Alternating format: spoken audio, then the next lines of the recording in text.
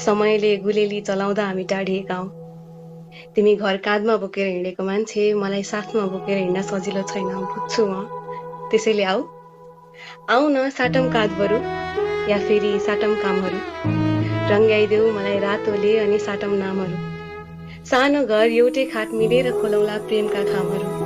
तिमी रिसाऊ म फकाउँछु, तर झगडामा लगाम पूर्ण विरामहरू। त्यो साँघुरो गल्लीको कुनामा पाउने पानीपुरीलाई जीवन बनाइदेऊ न। मिल्दैन भने याद र पर्खाइले पनि जीवन सजाइदिउला। एउटा कुरा भन्छु मान्छौ, जसरी हुन्छ यति लामो दूरी कटाइदेऊ न। यो शून्यतालाई पोको पारी दूरी कटाइदेऊ न। त्यसो त कुरा भइ नै रहन्छ, तर मिल्छ भने तिम्रो मेसेजसँगै अलिकति तिमी पठाइदेऊ न।